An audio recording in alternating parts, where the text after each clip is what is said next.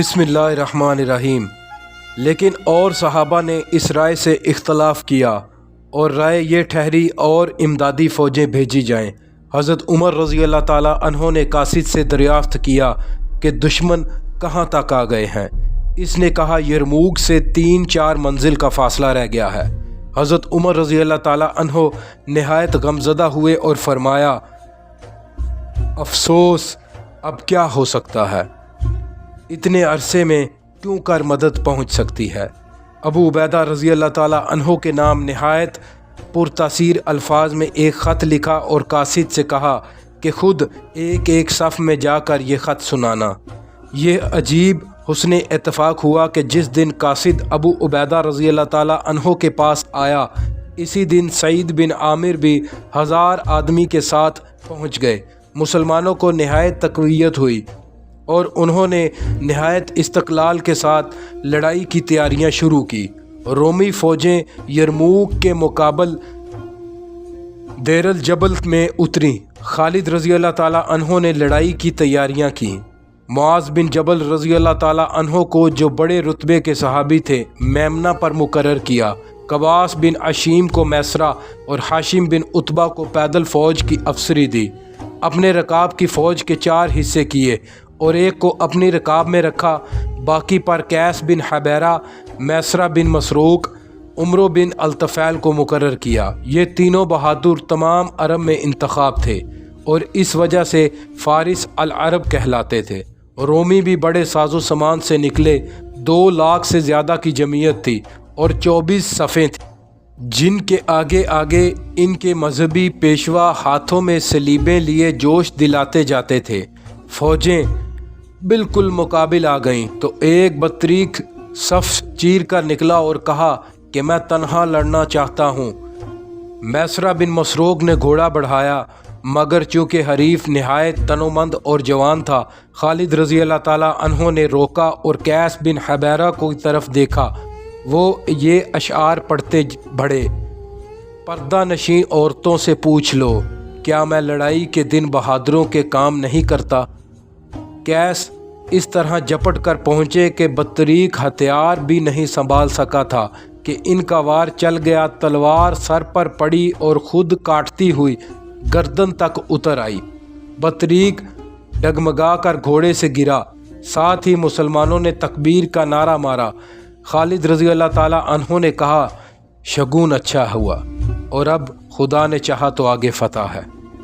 عیسائیوں نے خالد رضی اللہ تعالیٰ عنہ کے ہمراہ رکاب افسروں کے مقابلے میں جدا جدا فوجیں متعین کی تھی، لیکن سب نے شکست کھائی۔ اس دن یہیں تک نوبت پہنچی کہ لڑائی ملتوی رہ گئی۔ رات کو بہان نے سرداروں کو جمع کر کے کہا کہ عربوں کو شام کی دولت کا مزہ پڑ چکا ہے، بہتر یہ ہے کہ مال و زر کی طمع دلا کر ان کو یہاں سے ٹالا جائے۔ سب نے اس رائے سے اتفاق کیا۔ دوسرے دن ابو عبیدہ رضی اللہ تعالیٰ عنہ کے پاس قاصد بھیجا کہ کسی معزز افسر کو ہمارے پاس بھیج دو، ہم اس سے صلح کے متعلق گفتگو کرنا چاہتے ہیں۔ ابو عبیدہ رضی اللہ تعالیٰ عنہ نے خالد رضی اللہ تعالیٰ عنہ کا انتخاب کیا۔ قاصد جو پیغام لے کر آیا، اس کا نام جارج تھا۔ جس وقت پہنچا شام ہو چکی تھی۔ ذرا دیر کے بعد مغرب کی نماز شروع ہوئی۔ مسلمان جس ذوق شوق سے تکبیر کہہ کر کھڑے ہوئے اور جس محویت، سکون و وقار اور ادب و خضوع سے نماز ادا کی، قاصد نہایت حیرت و استعجاب کی نگاہ سے دیکھتا رہا، یہاں تک کہ جب نماز ہو چکی تو اس نے ابو عبیدہ رضی اللہ تعالیٰ عنہ سے چند سوالات کیے، جن میں ایک یہ تھا کہ تم عیسیٰ علیہ السلام کی نسبت کیا اعتقاد رکھتے ہو۔ ابو عبیدہ رضی اللہ تعالیٰ عنہ نے قرآن کی آیات پڑھیں۔ مرتجم نے ان الفاظ کا ترجمہ کیا تو جارج بے اختیار پکار اٹھا، بے شک عیسیٰ کے ہی اوصاف ہیں اور بے شک تمہارا پیغمبر سچا ہے۔ یہ کہہ کر اس نے کلمہ توحید پڑھا اور مسلمان ہو گیا۔ وہ اپنی قوم کے پاس واپس جانا نہیں چاہتا تھا، لیکن حضرت ابو عبیدہ رضی اللہ تعالیٰ عنہ نے اس خیال سے کہ رومیوں کو بدعہدی کا گمان نہ ہو مجبور کیا اور کہا کہ کل یہاں سے جو سفیر جائے گا اس کے ساتھ چلے آنا۔ دوسرے دن خالد رضی اللہ تعالیٰ عنہ رومیوں کی لشکر گاہ میں گئے۔ رومیوں نے اپنی شوکت دکھانے کے لیے پہلے سے یہ انتظام کر رکھا تھا کہ رستے کے دونوں جانب دور تک سواروں کی صفیں قائم کی تھی جو سر سے پاؤں تک لوہے میں غرق تھیں، لیکن خالد رضی اللہ تعالیٰ عنہ اس بے پرواہی اور تحقیر کی نگاہ سے ان پر نظر ڈالتے جاتے تھے جس طرح شیر بکریوں کے ریوڑ کو چیرتا چلا جاتا ہے۔ بہان کے خیمے کے پاس پہنچے تو اس نے نہایت احترام کے ساتھ استقبال کیا اور لا کر اپنے برابر بٹھایا۔ مرتجم کے ذریعے سے گفتگو شروع ہوئی۔ بہان نے معمولی بات چیت کے بعد لیکچر کے طریقے پر تقریر شروع کی۔ حضرت عیسیٰ علیہ السلام کی تعریف کے بعد کیسر کا نام لیا اور فخر سے کہا کہ ہمارا بادشاہ تمام بادشاہوں کا شہنشاہ ہے۔ مرتجم ان الفاظ کا پورا ترجمہ نہیں کر چکا تھا کہ خالد رضی اللہ تعالیٰ عنہ نے بہان کو روک دیا اور کہا کہ تمہارا بادشاہ ایسا ہی ہوگا، لیکن ہم نے جس کو سردار بنا رکھا ہے اس کو ایک لمحہ کے لیے اگر بادشاہی کا خیال آئے تو ہم فوراً اس کو معزول کر دیں۔ بہان نے پھر تقریر شروع کی اور اپنے جاہ و دولت کا فخر بیان کر کے کہا، اہل عرب تمہاری قوم کے لوگ ہمارے ملک میں آ کر آباد ہوئے۔ ہم نے ہمیشہ ان کے ساتھ دوستانہ سلوک کیا۔ ہمارا خیال تھا کہ ان مراعات کا تمام عرب ممنوع ہوگا، لیکن خلاف توقع تم ہمارے ملک پر چڑھ آئے اور چاہتے ہو کہ ہم کو ہمارے ملک سے نکال دو۔ تم کو معلوم نہیں کہ بہت سی قوموں نے بارہا ایسے ارادے کیے لیکن کبھی کامیاب نہیں ہوئیں۔ اب تم کو کہ تمام دنیا میں تم سے زیادہ کوئی قوم جاہل، وحشی اور بے ساز و سامان نہیں۔ یہ حوصلہ ہوا ہم اس پر بھی درگزر کرتے ہیں، بلکہ اگر تم یہاں سے چلے جاؤ تو انعام کے طور پر سپہ سالار کو 10,000 دینار اور افسروں کو 1,000 اور عام سپاہیوں کو 100 دینار دلائے جائیں گے۔ بہان اپنی تقریر ختم کر چکا تو خالد رضی اللہ تعالیٰ عنہ اٹھے اور حمد و نعت کے بعد کہا، بے شبہ تم دولت مند ہو، مالدار ہو، صاحب حکومت ہو۔ تم نے اپنے ہمسایہ عربوں کے ساتھ جو سلوک کیا وہ بھی ہم کو معلوم ہے، لیکن یہ تمہارا کچھ احسان نہ تھا بلکہ اشاعت مذہب کی ایک تدبیر تھی جس کا یہ اثر ہوا کہ وہ عیسائی ہو گئے اور آج خود ہمارے مقابلے میں تمہارے ساتھ ہو کر ہم سے لڑتے ہیں۔ یہ سچ ہے کہ ہم نہایت محتاج، تنگ دست اور خانہ بدوش تھے۔ ہمارا ظلم و جہالت کا یہ حال تھا کہ کبھی کمزور کو پیس ڈالتا تھا، قبائل آپس میں لڑ کر برباد ہوتے جاتے تھے۔ بہت سے خدا بنا رکھے تھے اور ان کو پوجتے تھے، اپنے ہاتھ سے بت تراشتے تھے اور اس کی عبادت کرتے تھے، لیکن خدا نے ہم پر رحم کیا اور ایک پیغمبر بھیجا جو خود ہماری قوم سے تھا اور ہم میں سب سے زیادہ شریف، زیادہ پاک تھا۔ اس نے ہم کو توحید سکھائی اور بتلا دیا کہ خدا کا کوئی شریک نہیں، وہ بیوی اولاد نہیں رکھتا، وہ بالکل یکتا و یگانہ ہے۔ اس نے ہم کو یہ بھی حکم دیا کہ ہم ان عقائد کو تمام دنیا کے سامنے پیش کریں۔ جس نے ان کو مانا وہ مسلمان ہے اور ہمارا بھائی ہے، جس نے نہ مانا لیکن جزیہ دینا قبول کرتا ہے اس کے ہم حامی اور محافظ ہیں۔ جس کو دونوں سے انکار ہو اس کے لیے تلوار ہے۔ بہان نے جزیہ کا نام سن کر ایک ٹھنڈی سانس بھری اور اپنے لشکر کی طرف اشارہ کر کے کہا، یہ مر کر بھی جزیہ نہ دیں گے، ہم جزیہ لیتے ہیں، دیتے نہیں۔ غرض کوئی معاملہ طے نہیں ہوا اور خالد رضی اللہ تعالیٰ عنہ اٹھ کر چلے آئے۔ اب اس آخری لڑائی کی تیاریاں شروع ہوئیں جس کے بعد رومی پھر کبھی سنبھل نہ سکے۔ خالد رضی اللہ تعالیٰ عنہ کے چلے آنے کے بعد بہان نے سرداروں کو جمع کیا اور کہا، تم نے سنا اہل عرب کا دعویٰ ہے کہ جب تک تم ان کی رعایا نہ بن جاؤ ان کے حملے سے محفوظ نہیں رہ سکتے۔ تم کو ان کی غلامی منظور ہے؟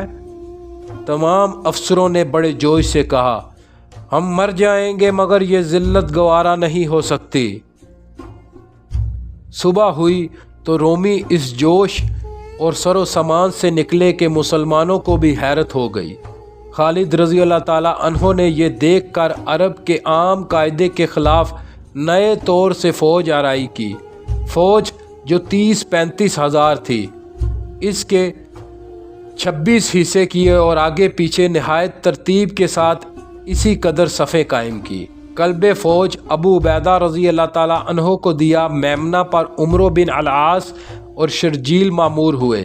میسرہ پر یزید بن سفیان کی کمان تھی۔ ان کے علاوہ ہر صف پر الگ الگ جو افسر متعین کیے، چن کر ان لوگوں کو کیا جو بہادری اور فنون جنگ میں شہرت عام رکھتے تھے۔ خطبہ جو اپنے زور کلام سے لوگوں میں ہلچل ڈال دیتے تھے، اس خدمت پر مامور ہوئے کہ پرجوش تقریروں سے فوج کو جوش دلائیں۔ انہی میں سفیان بھی تھے جو فوجوں کے سامنے یہ الفاظ کہتے: یارو نگاہیں نیچی رکھو، برچیاں تان لو، اپنی جگہ پر جمے رہو، پھر جب دشمن حملہ آور ہوں تو آنے دو، یہاں تک کہ برچھیوں کی نوک پر آ جائیں تو شیر کی طرح ان پر ٹوٹ پڑو۔ فوج کی تعداد اگرچہ کم تھی، یعنی 30-35 ہزار سے زیادہ آدمی نہ تھے، لیکن تمام عرب میں انتخاب تھے۔ ان میں خاص وہ بزرگ جنہوں نے رسول اللہ صلی اللہ علیہ وآلہ وسلم کا جمال مبارک دیکھا تھا، 1000 تھے۔ 100 بزرگ وہ تھے جو جنگ بدر میں رسول اللہ صلی اللہ علیہ وآلہ وسلم کے ہمرکاب تھے۔ عرب کے مشہور قبائل میں سے 10,000 سے زیادہ صرف ازد کے قبیلے کے تھے۔ حمیر کی ایک بڑی جماعت تھی۔ ہمدان، خولان، لہم، جزام وغیرہ کے مشہور بہادر تھے۔ اس مارکے کی ایک یہ بھی خصوصیت ہے کہ عورتیں بھی اس میں شریک تھیں اور نہایت بہادری سے لڑیں۔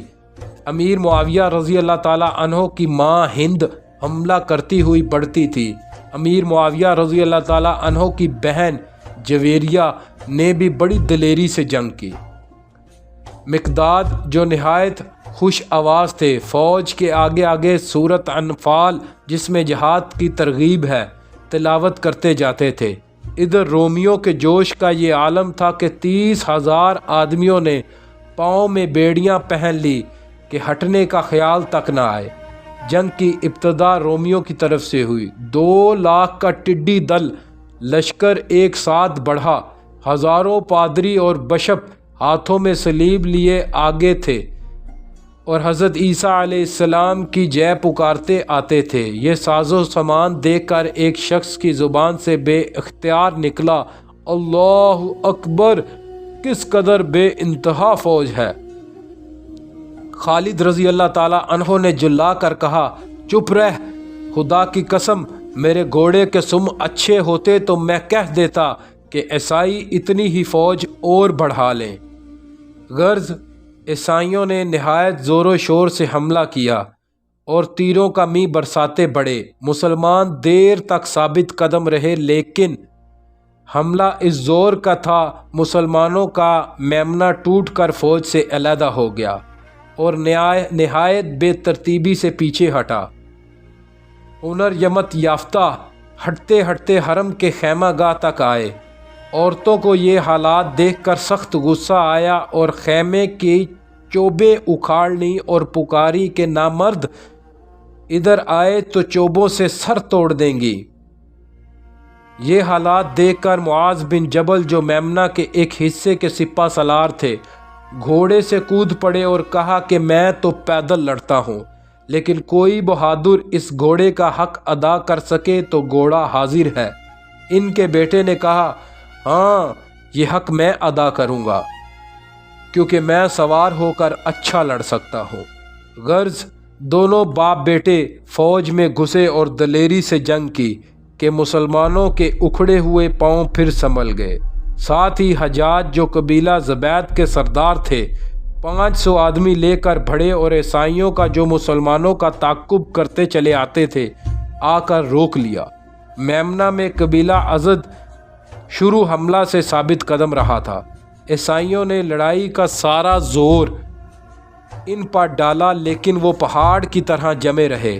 جنگ میں یہ شدت تھی کہ فوج میں ہر طرف سر، ہاتھ، بازو کٹ کٹ کر گرتے جاتے تھے، لیکن ان کے پائے ثابت کو لغزش نہیں ہوتی تھی۔ عمرو بن الطفیل جو قبیلہ کے سردار تھے، تلوار مارتے جاتے تھے اور للکارتے جاتے تھے، ازدیو دیکھنا مسلمانوں پر تمہاری وجہ سے داغ نہ آئے۔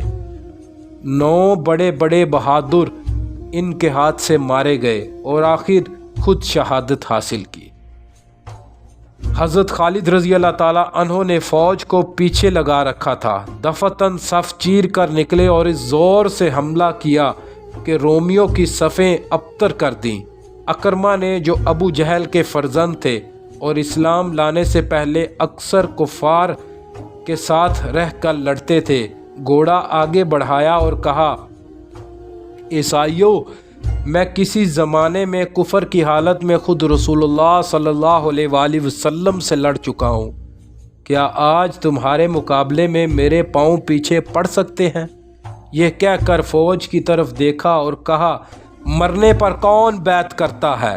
400 شخصوں نے، جن میں زرار بن عزور بھی تھے، مرنے پر بیعت کی اور اس ثابت قدمی سے لڑے کہ تقریباً سب کے سب وہیں کٹ کر رہ گئے۔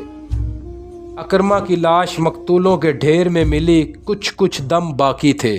خالد رضی اللہ تعالیٰ عنہ نے اپنے رانوں پر ان کا سر رکھا اور گلے میں پانی ٹپکا کر کہا، خدا کی قسم، عمر رضی اللہ تعالیٰ عنہ کا گمان غلط تھا کہ ہم شہید ہو کر نہ مریں گے۔ اللہ پاک پڑھنا اور سننا قبول فرمائے۔